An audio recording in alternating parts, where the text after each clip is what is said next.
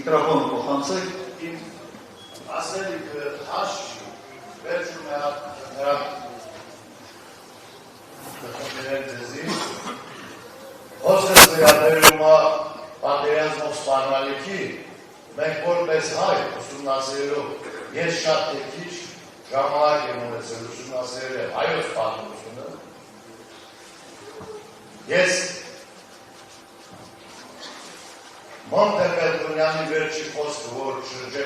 փորձենք Արցախը, կշրջենք հայոց պատմության վերջին էջը,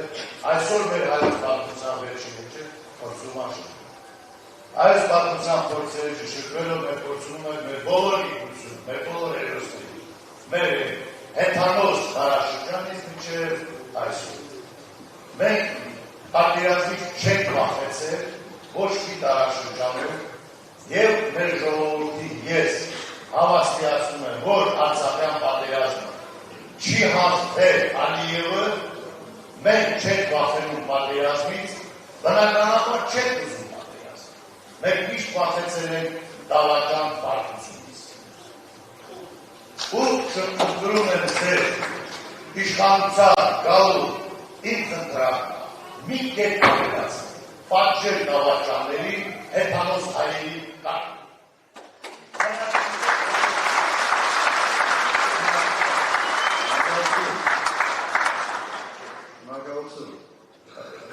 Այնուամենայնիվ մի քանի խոսք պետք է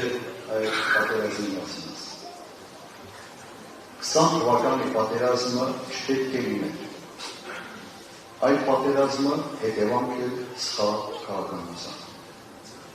Եթե հիշում եք 18 թվականից մինչև 20 թվականը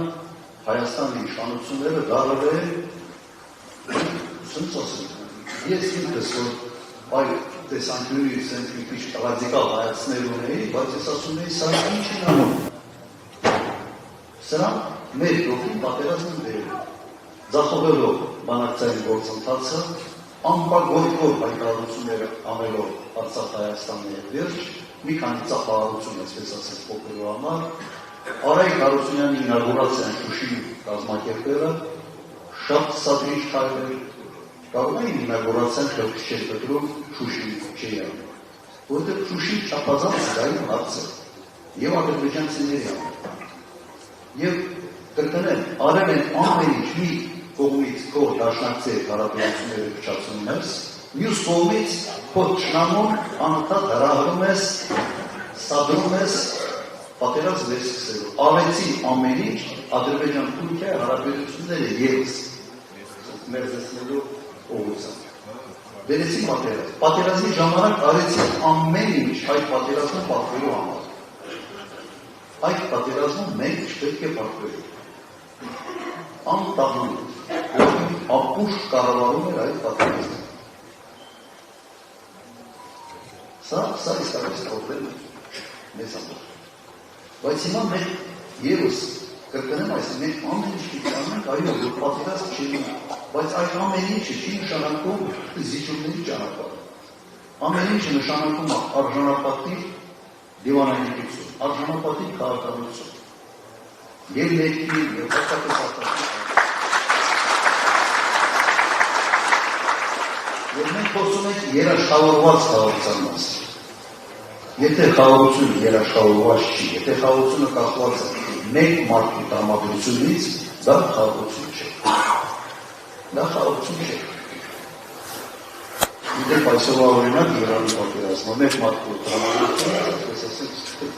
սկսեց մի հսկայածավալ մի պատերազմ։ Ուրեմն խոսքը գնում է երաշխավորված խաղաղության մասին, եւ այդ երաշխավորված խաղաղությունը մենք ստանալու ենք։ Չեմ կարծում, որ սա չլուծվող հարց է։ Սա լուծվող հարց է, եւ ես համարում եմ այն մարդուն, որ կարող է այդ հարցը լուծել։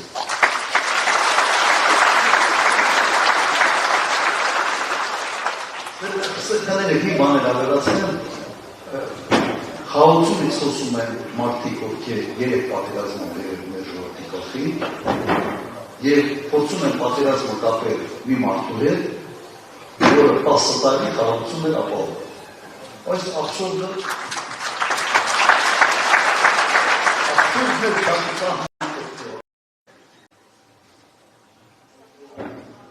արջերով հարցով անկասկած։